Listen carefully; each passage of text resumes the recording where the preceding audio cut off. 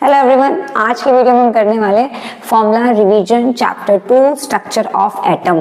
अच्छा, अब ना मैंने जो वीडियो जिस हिसाब से बनाई है उसमें आप चाहे आप अपने स्कूल एग्जाम के लिए प्रिपेयर कर रहे हैं या जे नीट के लिए भी प्रिपेयर कर रहे हैं, आपके लिए भी हेल्पफुल होने वाली है। ठीक है, तो आज हम जितने भी फॉर्मूले हैं ना चैप्टर 2 में वो सीखेंगे कि कहाँ से वो ओरिजिनेट हुए हैं, भाई कौन से कंसेप्ट से उनको हमने बनाया है, फॉर्मूले कहाँ से कौन से कंसेप्ट से आए हैं। इसके अलावा कि जो वैल्यूज हैं, अगर कोई कांस्टेंट है तो उस कांस्टेंट की क्या वैल्यू रखनी है, उसकी यूनिट्स, उसके सिंबल, कंसेप्ट, सब कुछ मतलब ओवरऑल पैकेज हम यहाँ पे स्टडी करने वाले हैं। ठीक है, अच्छा हमेशा की तरह अगर आपने अभी अगर आप वीडियो देख रहे हैं तो प्लीज देखने मात्र से कुछ नहीं होता, मैंने पहले ही बताया था आपको। तो आपने क्या करना है, आपने कॉपी पेन लेके बैठना है और सुंदर सुंदर नोट्स बनाने हैं। और मैं भी फॉर्मूला शीट के साथ तैयार हूँ, इसका पीडीएफ मैं आपको लिंक नीचे पोस्ट कर दूंगी, आप डिस्क्रिप्शन बॉक्स से या कमेंट सेक्शन से इसका पीडीएफ डाउनलोड कर सकते हैं। ठीक है, तो चलिए फिर स्टार्ट करें। तो कहानी स्टार्ट करते हैं फंडामेंटल पार्टिकल के साथ। स्ट्रक्चर ऑफ एटम पढ़ रहे हैं तो भाई फंडामेंटल पार्टिकल्स तो पढ़ेंगे। तो 3 फंडामेंटल पार्टिकल्स हमको याद रखने हैं, इलेक्ट्रॉन, प्रोटॉन, न्यूट्रॉन। ठीक है, और इनके बारे में ना 2 चीजें तो आपको पक्का ही याद रखनी है। क्या? एक तो इनके चार्ज क्या होते हैं, ठीक है, और एक इनके मास क्या होते हैं। ये बहुत जरूरी है। मतलब अगर आप एनसीईआरटी में भी देखें ना तो बहुत सारे क्वेश्चन ऐसे हैं जिनमें आपको इनके चार्ज और मास पता होने चाहिए। तो उसका टेबल मैं यहाँ पे पोस्ट कर दूंगी, आप प्लीज इसका स्क्रीनशॉट ले लेना, क्योंकि अगर मैं बोर्ड पे बनाती हूँ तो मैं भी बनाऊंगी। वो वैल्यूज आपको याद ही रखनी पड़ती हैं, बार बार गो थ्रू करोगे तो याद हो जाएंगी। ठीक है, तो ये आपको याद रखनी बहुत जरूरी है, इसके बिना आगे नहीं चलना। ठीक है, अच्छा दूसरी चीज जो आपको याद रखनी है ना वो है एटॉमिक नंबर, मास नंबर, ये सब क्या होते हैं। तो एटॉमिक, अच्छा तो इसमें ना एक बात है, आप बेसिकली वैसे तो आपको पता ही है, पर एटॉमिक नंबर और मास नंबर ये 2 चीजें जो बहुत जरूरी हैं। एटॉमिक नंबर और मास नंबर। एटॉमिक नंबर का मतलब आपको याद रखना है कि it is equal to the number of proton, कि किसमें कितने प्रोटॉन है टोटल, उसको उसका एटॉमिक नंबर कहते हैं, या नंबर ऑफ इलेक्ट्रॉन के इक्वल भी होता है। बट सही तरीका इसका प्रोटॉन ही होना चाहिए, क्योंकि इलेक्ट्रॉन तो कम ज्यादा होता है, इलेक्ट्रॉन को भरोसा नहीं होता। जैसे सपोज कीजिए कि मैंने आपको बोला सोडियम, तो सोडियम का एटॉमिक नंबर किस पे डिपेंड करेगा, इसका नंबर ऑफ प्रोटॉन पे डिपेंड करेगा, है ना। तो सोडियम में भाई प्रोटॉन होते हैं 11 और इलेक्ट्रॉन भी होते हैं 11, तो ठीक है एटॉमिक नंबर 11 हो गया। बट सोडियम को भरोसा नहीं है, इन एलिमेंट्स का भरोसा नहीं होता, सॉरी टू से ठीक है, इलेक्ट्रॉन ना लॉस एंड गेन करते रहते हैं। तो सपोज कीजिए कि सोडियम Na प्लस में चला गया, तो भाई इलेक्ट्रॉन तो चेंज हो गए ना, अब तो इलेक्ट्रॉन 10 हो गए, तो क्या करें, तो क्या एटॉमिक नंबर 10 बोल दें? नहीं, इसीलिए सही तरीका है कि आप प्रोटॉन के हिसाब से बोलिए, atomic number is equal to number of proton या number of electron in neutral atom. वहां पे न्यूट्रल वर्ड लगाना पड़ेगा। तो अभी भी प्रोटॉन में 11 ही हैं, तो प्रोटॉन सही तरीका है वैसे, बट ऑब्वियसली इलेक्ट्रॉन भी कह सकते हैं आप। मास नंबर में आ जाता है number of proton plus number of neutron, यानी कि मास नंबर इक्वल होता है P प्लस N, प्रोटॉन और न्यूट्रॉन का नंबर।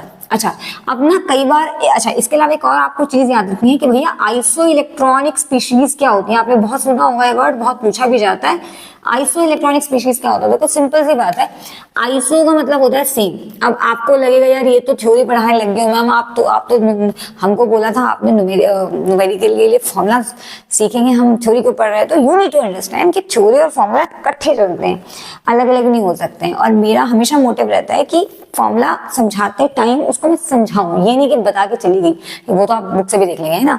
तो फॉर्मूले का ओरिजिन आना भी बहुत जरूरी है। तो जो चीजें हमें जरूरी होंगी ना अपना न्यूमेरिकल निकालने के लिए या चैप्टर को समझने के लिए, हम सब कवर करेंगे। ठीक है, अच्छा आइसो का मतलब सेम, इलेक्ट्रॉनिक का मतलब इलेक्ट्रॉन ऑब्वियसली। तो ऐसी स्पीशीज जिसमें सेम इलेक्ट्रॉन होंगे उसको आइसो इलेक्ट्रॉनिक स्पीशीज कहेंगे। तो भाई सिंपल सी बात है, सेम नंबर ऑफ इलेक्ट्रॉन, बाकी जो मर्जी हो इलेक्ट्रॉन सेम होने चाहिए। तो क्या इसमें सिर्फ एटम्स लेते हैं या आयंस लेते हैं? इसमें कुछ भी ले सकते हैं, इलेक्ट्रॉन सेम होने चाहिए। कहानी ये है। जैसे अगर मैं आपसे पूछूं कि क्लोरीन माइनस और O2 माइनस और एल्यूमिनियम 3 प्लस, तो आपको बताना है कि आइसो इलेक्ट्रॉनिक है कि नहीं। तो भाई सिंपल सी बात है, देखो क्लोरीन के पास होते हैं टोटल 17 इलेक्ट्रॉन, 17 ही होते हैं, 17 इलेक्ट्रॉन, 17 इलेक्ट्रॉन, 17 में फर्क है, चलो जो भी है, 17 इलेक्ट्रॉन और -1 का मतलब एक और ऐड कर दिया तो अब बने 18। ऑक्सीजन के पास होते हैं 8 इलेक्ट्रॉन, 2 प्लस कर दिए तो बने 10। एल्यूमिनियम के पास होते हैं 13 इलेक्ट्रॉन, 3 निकाल दिए तो बचे 10। तो क्या ये आपस में आइसोइलेक्ट्रॉनिक है? नहीं, ये दो आइसोइलेक्ट्रॉनिक है, सिर्फ ये नहीं है।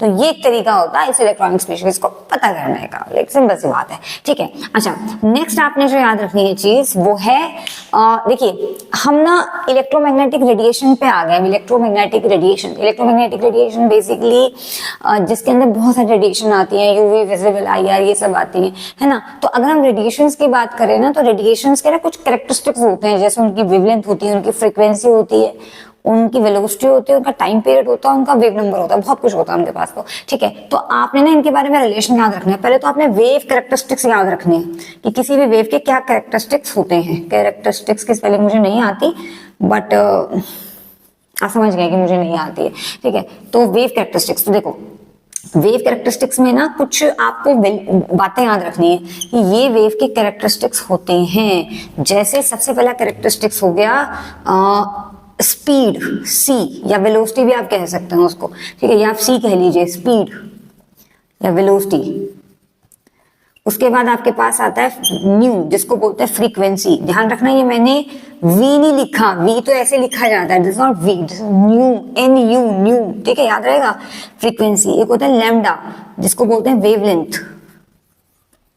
तो वेलोसिटी, फ्रीक्वेंसी, वेवलेंथ। इसके अलावा होता है T, time period. Time period में इनका भी यूनिट भी बताऊंगी, अभी तो समझा रही हूँ, ठीक है, ओके। इसके अलावा आपके पास होता है न्यू बार, यानी कि वेव नंबर। तो ये कुछ वेव कैरेक्टरिस्टिक्स होते हैं जो आपको याद रखने होते हैं, मतलब इतने तो याद रखने हैं, velocity, frequency, wavelength, time period, wave number. इनके बहुत ज्यादा ना हम बातें करेंगे आगे जाके, ठीक है। तो वेलोसिटी की यूनिट ऑब्वियसली मीटर पर सेकंड होती है, स्टैंडर्ड। फ्रीक्वेंसी के लिए हर्ट्ज लगाते हैं या सेकंड इनवर्स लगाते हैं। वेवलेंथ के लिए मीटर, ये यूनिट बता रही हूँ मैं इनकी। टाइम पीरियड के लिए हम लिखते हैं, टाइम पीरियड है ना, तो टाइम ही होगा, सेकंड होगा। वेव नंबर के लिए आप लिखते हैं, wave number usually wave number होता है मीटर इनवर्स, हाँ मीटर इनवर्स होता है, ठीक है, मीटर इनवर्स होता है, ओके ना। अब आप बोलोगे कैसे आया, तो मैं इनका रिलेशन आपस में बताती हूँ, ठीक है। तो देखो रिलेशन, इनके बीच में रिलेशन क्या है, रिलेशन तो आपने ना कुछ रिलेशन याद रखने हैं। जैसे पहला रिलेशन ये है कि सी हमेशा लैम्डा इंटू न्यू के इक्वल होंगे। इनके रिलेशन स्टार्ट हो गए। अब इनके आपस में क्या रिलेशंस हैं ये जरूरी है ना, पता तो चल गया कि ये सारी चीजें होती हैं, बट इनके आपस में रिलेशन क्या है। तो सी होता है लैम्डा इंटू न्यू, यानी कि जो वेलोसिटी होती है, वेलोसिटी ऑफ लाइट बोलते हैं वैसे इसको, obviously velocity of light, velocity of light fix value है वैसे ये, है ना, कितनी होती है 3 × 10⁸। तो सी की वैल्यू फिक्स होती है 3 × 10⁸ मीटर पर सेकंड। एक बार मैं चेक करूँ ये कैमरा में कैप्चर हो भी रहा है कि नहीं हो रहा है, कहीं मैं यूं ही लिखी जा रही हूँ, हाँ हो रहा है, ठीक है। तो सी होता है 3 × 10⁸ मीटर पर सेकंड।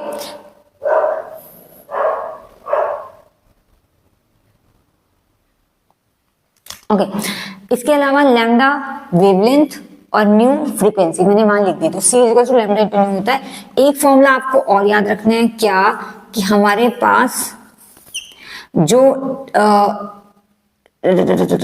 ओके जो टाइम पीरियड होता है वो 1 फ्रीक्वेंसी होता है, न्यू है ये, ठीक है।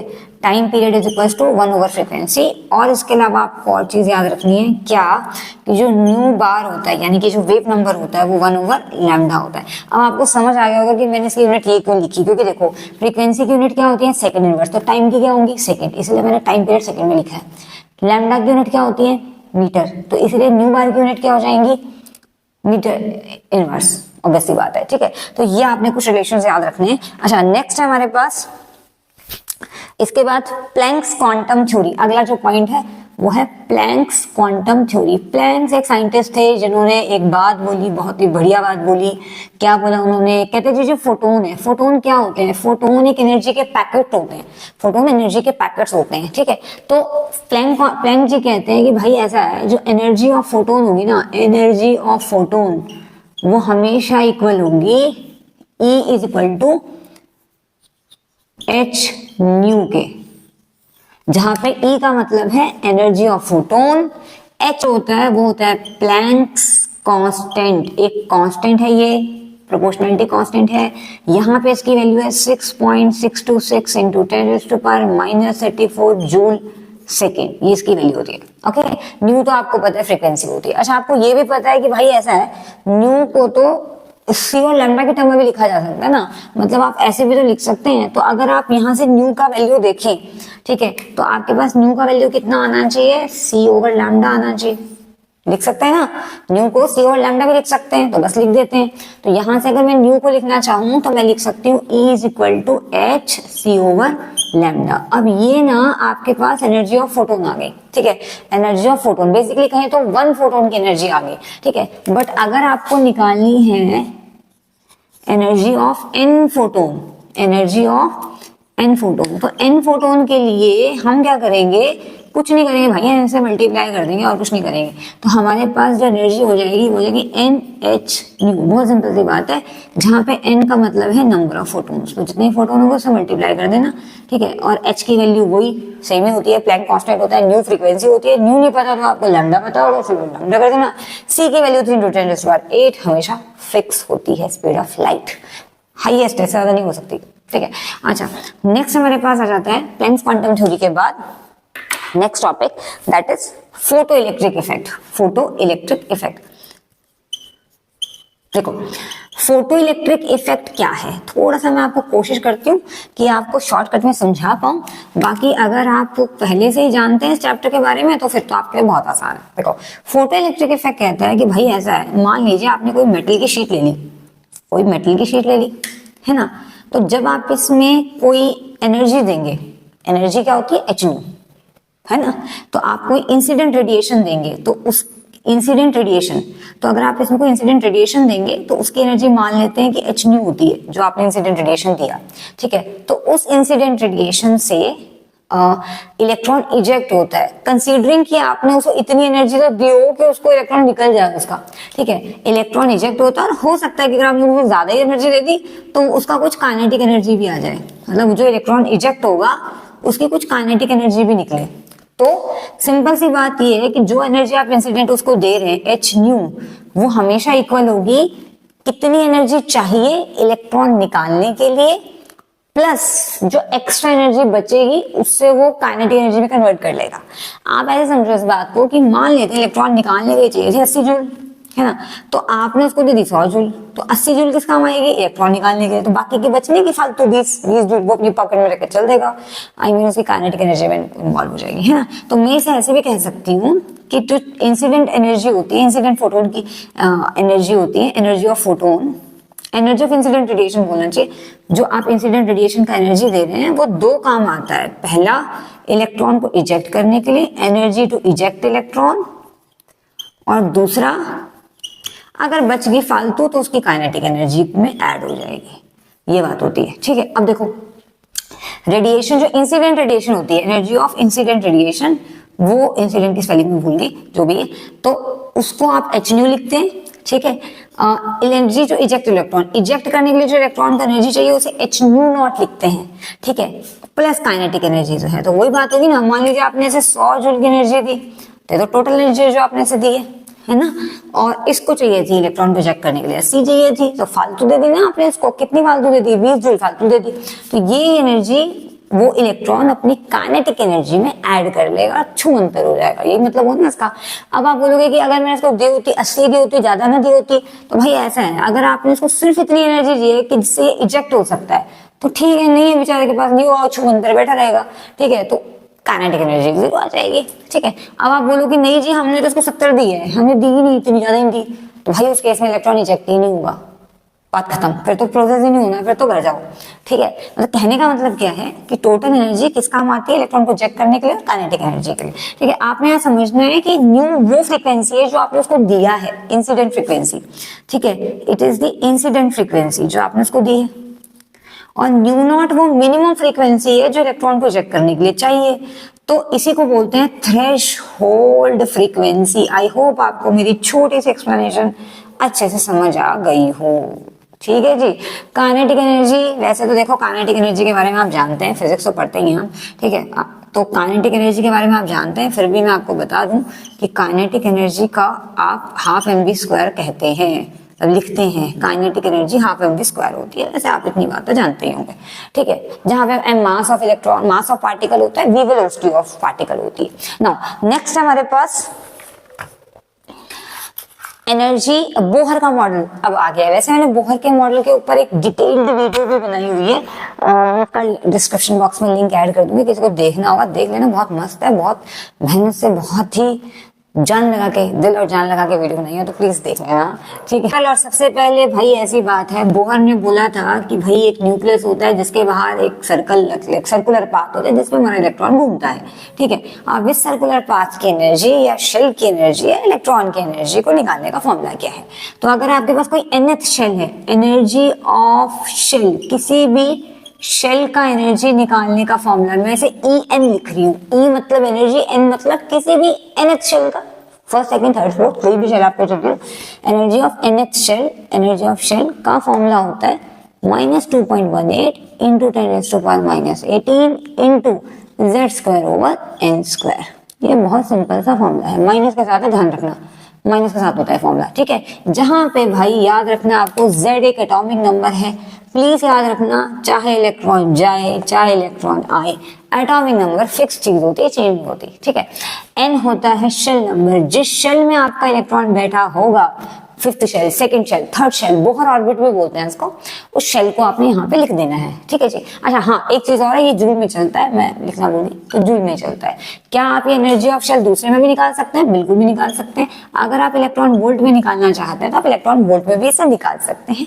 एनर्जी ऑफ NH शेल हो जाएगा -13.6 into z² over n² electron volt. तो ये इलेक्ट्रॉन वोल्ट में ये वैल्यू इसकी आ जाती है, दोनों याद रखने के लिए, कभी भी एग्जाम में कोई भी वैल्यू पूछ लेते हैं, ठीक है। अच्छा, क्या आप रेडियस भी निकाल सकते हैं इसकी? बिल्कुल निकाल सकते हैं, radius of nth shell, radius of nth shell, तो उसका फॉर्मूला आपके पास होता है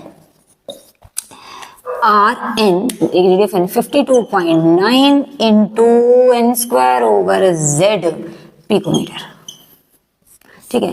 अच्छा भाई ऐसा है, मैंने इसको ऐसे याद रखा था, जनरली बच्चे कंफ्यूज हो जाते हैं, वो z² ओवर n² यहाँ लिख देते हैं। तो भाई पहली बात तो ऐसा है, आपने इसका उल्टा करना है। क्या बोला मैंने? उल्टा करना है। तो z² ओवर n² याद रख लो, उसका उल्टा कर दो, तो उल्टा करके होगा n² ओवर z²। अब नीचे वाला स्क्वायर हटा दो, ठीक है, n² ओवर z² पिकोमीटर, याद रहेगा, ठीक है। जिन बच्चों को नहीं पता मैं उनको बता दूं कि भैया ऐसा है, पिकोमीटर जो होता है ना, 1 पिकोमीटर वो 10⁻⁻12 मीटर के इक्वल होता है। अगर आपको जानकारी नहीं है तो याद रख लेना। नाउ नेक्स्ट हमारे पास नेक्स्ट चीज है, अगर आपके पास कोई दो लेवल्स हैं, जैसे ये n1 हो गया, ये n2 हो गया, तो उनमें जो एनर्जी गैप है, उस गैप को कैसे निकालें, उस एनर्जी गैप को क्या कहते हैं, उस एनर्जी गैप का फॉर्मूला क्या होता है? तो भाई वैसे तो देखो कॉमन सेंस है कि एक शेल की एनर्जी ये है, दूसरे की भी ऐसी होगी, तो आप वहां से निकाल सकते हैं। तो फिर भी मैं आपको बता देती हूँ, एनर्जी गैप बिटवीन शेल्स, ठीक है। तो एनर्जी गैप भी आप कह सकते हैं, हाँ, energy gap between two shell ऐसे लिख लीजिए। तो दो शेल के बीच का जो एनर्जी गैप होगा, वैसे तो आप समझ ही गए हैं, माइनस कर दो तो उसे डेल्टा ई कहेंगे, तो वो जाता है आपके पास 2.18 इंटू 10⁻⁻18 इंटू z², यहाँ पे 1 over n² minus 1 over n1², याद रहेगा, n2² माइनस, अच्छा पहले n1 लिखते हैं, ठीक है, पहले n1 लिख लो, n1 मेरा दिमाग पता नहीं कहाँ है, n1 और फिर n2, याद रहेगा, पहले n1 लिखना है फिर n2 लिखना है। अब कई बार बच्चे कंफ्यूज हो जाते हैं कि ये n1 n2 में कैसे पता चले कि कौन n1 है और कौन n2 है। तो भाई सिंपल सी बात है, देखो समझो, लेट्स सपोज कि आपका इलेक्ट्रॉन गया, ध्यान समझना इस बात को, ये काफी ट्रिकी चीज है। देखो लेट्स सपोज आपका इलेक्ट्रॉन गया n3 से n5 में, ठीक है, n3 से n5 में, तो आप n1 कितना लेंगे और n2 कितना लेंगे, ठीक है।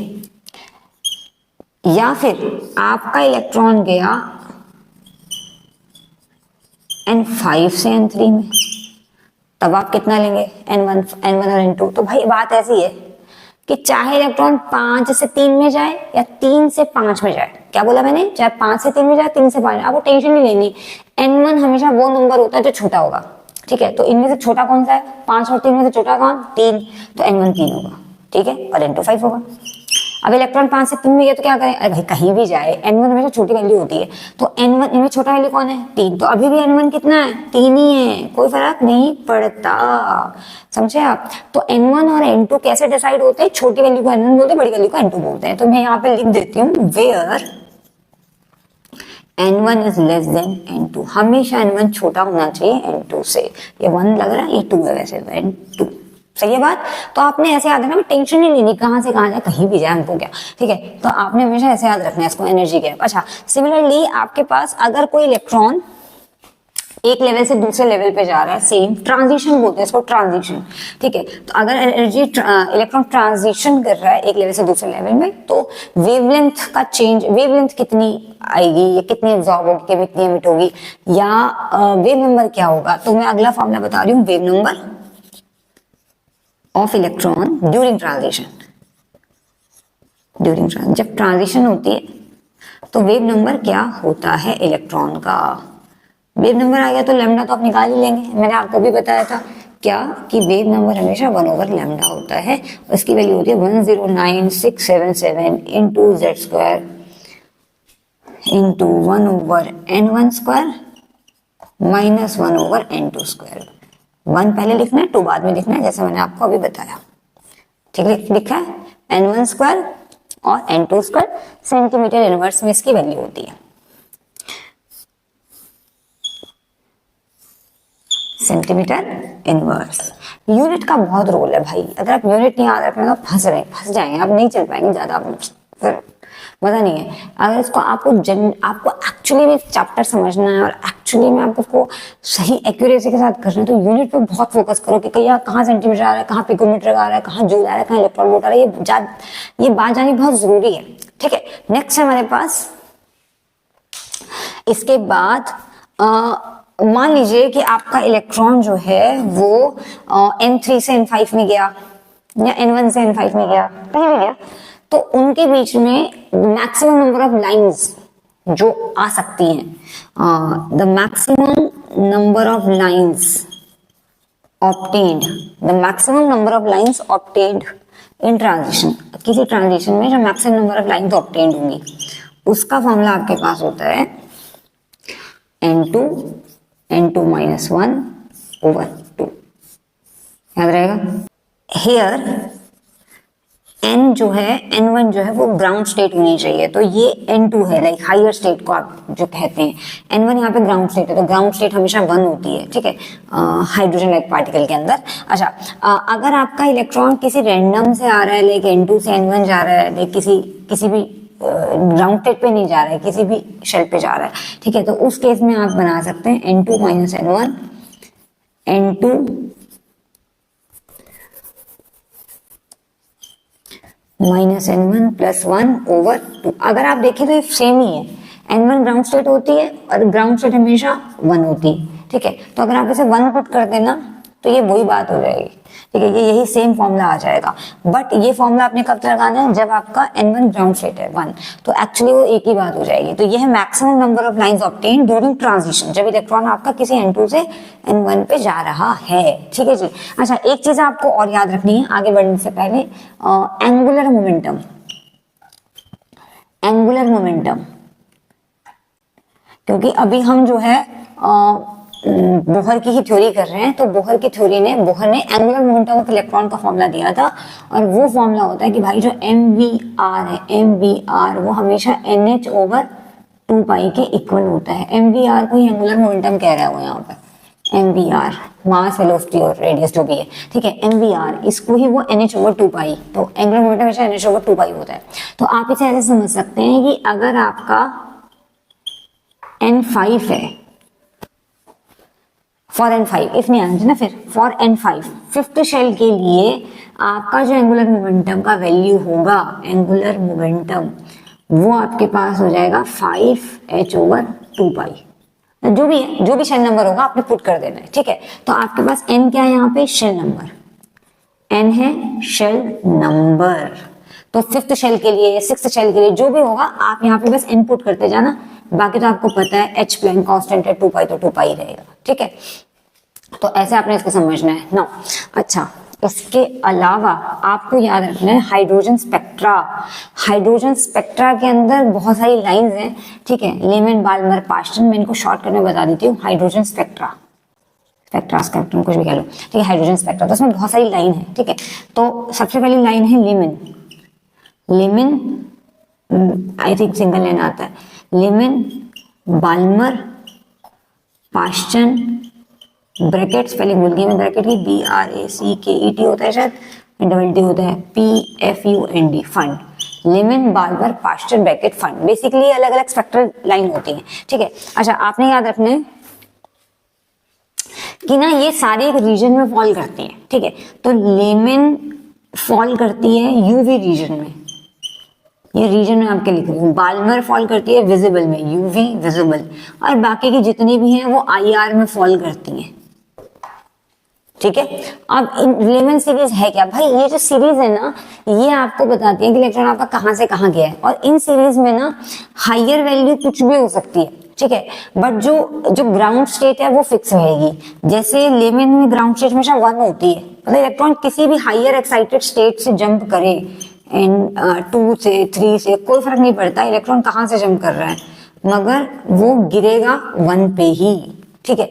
मतलब कि इसमें N2 कुछ भी हो सकता है। जैसे अगर मैं बात करूं लेमन की, तो लेमन में N1 1 होता है और N2 जो है वो कुछ भी हो सकता है, कुछ भी मतलब क्या, 1 तो नहीं हो सकता ना, 2 3 4 कुछ भी हो सकता है, ठीक है। सिमिलरली बाल्मर में N1 की वैल्यू 2 होती है, ग्राउंड स्टेट फिक्स है, हायर स्टेट कुछ भी हो सकती है, और N2 ऑब्वियसली 2 से ऊपर ही होगा, 3 4 5 ये हो सकता है, ओके। नाउ नेक्स्ट है similarly 3 4 5 Lyman Balmer Paschen, Paschen में N1 वैल्यू 3 होती है, और हायर वैल्यू तो आप समझ ही गए हैं 4 5 6।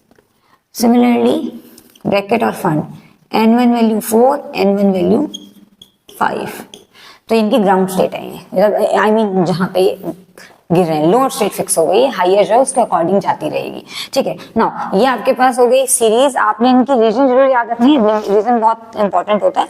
Next we have de Broglie relation, तो 2 रिलेशन आपने बहुत अच्छे से याद रखने हैं यहाँ पर, ठीक है। एक है de Broglie relation, de Broglie ने क्या किया था, de Broglie relation, de Broglie ji कहते हैं कि जब भी हमारे पास कोई पार्टिकल होता है, जैसे आप एक पार्टिकल है, मैं एक पार्टिकल हूँ, इलेक्ट्रॉन भी एक पार्टिकल है, वो बेचारा थोड़ा हल्का है, हम थोड़ा भारी हैं, ठीक है। तो जितने भी ये पार्टिकल्स होते हैं ना, इनके पास भी एक वेवलेंथ होती है, उस वेवलेंथ को निकालने का फॉर्मूला डी ब्रोगली ने दिया था। डी ब्रोगली कहते हैं कि जो लैम्डा होता है वो H/mv होता है, ठीक है। जहां पे लैम्डा क्या है, लैम्डा एक वेवलेंथ है, तो वेवलेंथ का फॉर्मूला तो हम प्लैंक्स में भी पढ़ चुके हैं कि is equals to h nu या एस लैम्डा होता है, नहीं वो लैम्डा फोटोन का था या रेडिएशन का वेवलेंथ था, तो रेडिएशन का भी वेवलेंथ होता है, और हम लोग मेरा तो क्या ही होगा, लेकिन इलेक्ट्रॉन प्रोटॉन का भी वेवलेंथ होता है, ठीक है। तो ये लैम्डा किसका है, पार्टिकल का लैम्डा, यानी कि wavelength of particle, wavelength of particle, इसको डी ब्रोगली वेवलेंथ भी कहते हैं। क्या बोला मैंने, डी ब्रोगली वेवलेंथ, एक्चुअली तो डी ब्रोगली वेवलेंथ ही बोलना चाहिए, डी ब्रोगली वेवलेंथ, समझ गए, वेवलेंथ ऑफ पार्टिकल यानी कि डी ब्रोगली वेवलेंथ। एच क्या है, वही एच आपका प्यारा प्लैंक्स कांस्टेंट है, जिसकी वैल्यू आपने वही लेनी है 6.626 इंटू 10⁻34, बट यहाँ पे ना यूनिट चेंज हो जाएंगे, तो इसकी यूनिट हो जाती है KG metre square second inverse, KG metre square second inverse, थोड़ा ध्यान रखना, यूनिट चेंज होगी, बात अभी वही है, रिश्ता वही सोचने वाली बात हो गई ना, ठीक है, ऐसे था कुछ, चलो जो भी था, ठीक है, मेरे को बहुत टाइम लग जाता है सोचने में। 6.626 माइनस 34 केजी मीटर स्क्वायर पर सेकंड, ठीक है। अच्छा वैसे मैं इसको सॉल्व करके भी निकाल सकती थी, मैंने कष्ट नहीं किया, बट अगर आप एच का यूनिट देखना चाहते हैं तो सबको एक तरफ रखो, एच को ये तरफ रखो, तब भी वो वैल्यू आ जाती, वैसी यूनिट आ जाती। चलो एम है मास ऑफ द पार्टिकल, जिसको आपने लेना है किलोग्राम में, याद रखना किलोग्राम में लेना है, ठीक है। वी आपकी वेलोसिटी है, जिसको आप लेंगे मीटर पर सेकंड में, समझे बात। तो यह de Broglie wavelength. D Broglie ने एक और फॉर्मूला दिया था, मतलब वो था पोटेंशियल की टर्म में, तो वो फॉर्मूला भी मैं आपको बता देती हूँ कि अनदर फॉर्मूला हो सकता है कि जो लैम्डा होता है वो h/2mE_v होता है, समझे। लैम्डा तो वही आपका डी ब्रोगली वेवलेंथ है, एच वही आपका प्लैंक कांस्टेंट है, एम क्या है, एम है मास ऑफ इलेक्ट्रॉन, भाई मास ऑफ इलेक्ट्रॉन तो आपको याद रखना ही पड़ेगा, 9.1 × 10⁻31 मैंने शीट दिया था, वहां से कर लेना। ई है चार्ज ऑन इलेक्ट्रॉन, मेरे पास जगह नहीं है लिखने की तो मैं यहाँ लिख देती हूँ। ई है चार्ज ऑन इलेक्ट्रॉन जो होता है 1.6 × 10⁻19। ठीक है, वी क्या है, वी अब ये कैपिटल वी है, कैपिटल वी है तो एक वी क्या है, पोटेंशियल, पोटेंशियल डिफरेंस, जो भी आपने पोटेंशियल लगाया वो है, याद रहेगा। Mass of electron, charge on electron, potential. ये वैसे आप इसको सॉल्व करके भी निकाल सकते हैं, बट चलो खुद निकाल लें। नेक्स्ट हमारे पास Heisenberg uncertainty principle, Heisenberg uncertainty principle. Okay, दो बार बोल दिया शायद, चलो कोई बात नहीं। इसके अंदर आप बेसिकली डेल्टा एक्स, दो फॉर्मूले हैं, delta x dot delta p is greater equal to h/4π, एक तो ये है, ठीक है। अब यहाँ पे डेल्टा एक्स का मतलब क्या है, डेल्टा एक्स का मतलब है एरर या अनसर्टेनिटी इन पोजीशन, पोजीशन में जितना एरर होगा, या अनसर्टेनिटी भी बोलते हैं इसको, एरर या अनसर्टेनिटी इन पोजीशन। और डेल्टा पी का मतलब है एरर इन मोमेंटम, तो ये इनके मतलब है। मोमेंटम नहीं है, एरर इन मोमेंटम है, चेंज इन मोमेंटम भी बोल सकते हो आप। एच वही आपका प्यारा कांस्टेंट है, ठीक है। जब आप न्यूमेरिकल सॉल्व करते हैं ना तो इक्वालिटी लगा देते हैं, आप ऐसा कर देते हैं न्यूमेरिकल सॉल्व करते टाइम, तो न्यूमेरिकल के टाइम ऐसे फॉर्मूला ये है, ओके ना। अब कई बार क्या होता है ना, आपको मोमेंटम नहीं दिया होता, वेलोसिटी होती है, तो आप क्या करें, बहुत सिंपल सी बात है, पी एम वी होता है ना, तो बस पी की जगह एम वी लगा दो, मास का तो डिफरेंस आप ले नहीं सकते, तो इसीलिए आप लिखेंगे डेल्टा एक्स, एम बाहर आ जाएगा। वैसे तो डेल्टा पी होना चाहिए डेल्टा एम वी, पर मास का तो डिफरेंस आप ले नहीं सकते ना, मास तो सेम ही रहेगा, तो लैम्डा ऐसे आ जाएगा। तो एम आप नीचे ले लीजिए, तो बनेगा delta x dot delta v greater than equal to कह लो, या फिर वो इक्वालिटी लगा देना, पर चलो ठीक है, h/4πm, जहां पे m का मतलब है mass of the particle, v का मतलब डेल्टा v का मतलब है एरर इन वेलोसिटी, आपने मोमेंटम को वेलोसिटी से रिप्लेस कर दिया। ओके, नाउ अब ध्यान में रखना है मास केजी में होना चाहिए अगेन, क्योंकि एच की यूनिट क्या चलती है, केजी में चलते हैं, भी बताइए ना एच की यूनिट यहाँ पे बताइए आपको, ठीक है। Next we have quantum number, exactly वैसे फॉर्मूला तो नहीं है इसमें, बट थोड़ी बहुत तो आपको बातें बताई जा सकती हैं। क्वांटम नंबर, देखिए क्वांटम नंबर का सीन ऐसा है कि क्वांटम नंबर के ऊपर मैंने बनाई हुई है वीडियो। देखिए इस टॉपिक, इस चैप्टर के अंदर मैंने बोहर मॉडल और क्वांटम नंबर के बोहर मॉडल और क्वांटम नंबर के ऊपर बहुत ही झक्कास वीडियो ऑलरेडी बनाई हुई है, तो मैं डिस्क्रिप्शन बॉक्स में लिंक ऐड कर दूंगी, या खुद ही देख लेना, ठीक है। प्लेलिस्ट इतना तो कर ही सकते हो, तो वहां से आप खुद ही देख लेना। बट मैं बता देती हूँ कि ये दो टॉपिक मैंने बहुत ब्यूटीफुली कवर किए हुए हैं, ठीक है, तो आप इन्हें देख जरूर लेना, बहुत हेल्प मिलेगी। बट फिर भी मैं यहाँ पर क्वांटम नंबर बता देती हूँ। तो देखो ऐसा है जी, क्वांटम नंबर होता है n l m s, मतलब प्रिंसिपल क्वांटम नंबर, एज़ोमुथल या angular quantum number, magnetic quantum number और स्पिन क्वांटम नंबर, ठीक है जी। प्रिंसिपल क्वांटम नंबर को निकालने का कोई फॉर्मूला नहीं होता, होता है तो होता है, इसमें कुछ नहीं कर सकते। बट एल को निकालने का फॉर्मूला होता है, एंगुलर क्वांटम नंबर जिसको कह रहे हैं, एल को निकालने का फॉर्मूला होता है 0 to n-1, ठीक है। और एम को भी निकालने का फॉर्मूला होता है -l to +l, और एस को निकालने का कोई फॉर्मूला नहीं, तो बेचारे एस की वैल्यू ही दो है, उसको क्या निकालना है, एस की तो वैल्यू दो होती है, प्लस आप और माइनस आप, ठीक है। अच्छा, एक तो ये बात होगी। दूसरी आपको चीज याद रखनी है क्या, कि एल की हर वैल्यू के लिए आपके पास एक नंबर आता है, ठीक है। अच्छा, मैं एक चीज तो बताना भूल गई, एन बताता है शेल के बारे में, ठीक है, एल बताता है सब शेल के बारे में, एम बताता है ऑर्बिटल के बारे में, और एस बताता है स्पिन के बारे में। मतलब वैसे तो बहुत कुछ बताते हैं, मैंने डिटेल में उस वीडियो में बहुत अच्छे से समझाया हुआ है, बट ये तो बताते ही बताते हैं। तो एल की हर वैल्यू के ऊपर एक एल, हर सेक्शन के ऊपर एक एल का वैल्यू आता है। जैसे अगर एस पी डी एफ की बात करें, तो इन सेक्शन के ऊपर एल का जो वैल्यू है वो आएगा 0 1 2 3, याद रहेगा। सबशेल और उनके ऊपर एल वैल्यू जो चलती है, आपको ध्यान रखना है। ओके, नाउ स्पिन में तो क्या ही बताएं, स्पिन तो होती ही दो प्रकार की हैं, प्लस हाफ और माइनस हाफ, इनमें तो बेचारे में क्या ही कर सकते हैं। ठीक है। अच्छा, एक चीज मैं आपको और बता दूं काम की, क्या कि भाई देखो, जैसे आपने लिखा m होता है माइनस एल से प्लस एल, लिख दिया आपने। अब जैसे सपोज कीजिए, मैं आपको एग्जांपल के लिए बता देती हूँ कि आपने लिखा 2p, तो 2p में आप m वैल्यू निकालेंगे, तो भाई 2p में जो आगे लिखा है ना वो n है, तो n वैल्यू तो 2 होगी, और p के लिए l वैल्यू कितनी होती है 1, ये आ गया। समझ रहे हैं आप बात, जो आगे लिखा होता है वो n वैल्यू होता है, तो n वैल्यू तो 2 हो गया, और p में l वैल्यू कितना होता है 1 होता है, l वैल्यू 1 हो गया। तो बहुत सिंपल तरीका है। अब m कैसे निकाले, तो देखो m को लगाने के लिए आपको फॉर्मूला लगाना पड़ेगा माइनस एल से प्लस एल।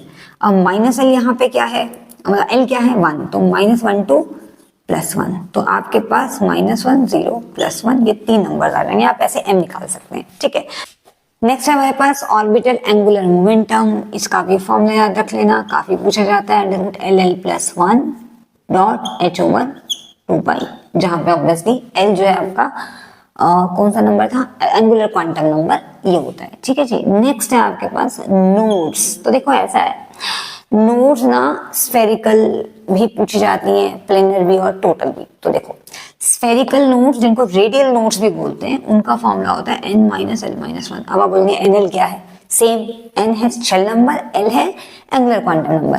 प्लेनर नोड्स या एंगुलर नोड्स का फॉर्मूला होता है l, और टोटल नोड्स के दोनों को जोड़ दो, तो जोड़ोगे तो n - l+1, sorry n - l-1 plus l करोगे तो सिंपल सी बात है, आपके पास n - 1 आ जाएगा। ठीक है, तो ये टोटल नोड्स का फॉर्मूला होता है, जहां पे n और l की वैल्यू मैंने आपको बता दी है। तो इसी के साथ आपके फॉर्मूला खत्म होते हैं, बहुत मेहनत लगी भाई। ठीक है, और आई होप आपने इसके नोट्स बना लिए होंगे। बाकी याद करते रहना, याद करके याद होता है। चल बाय बाय।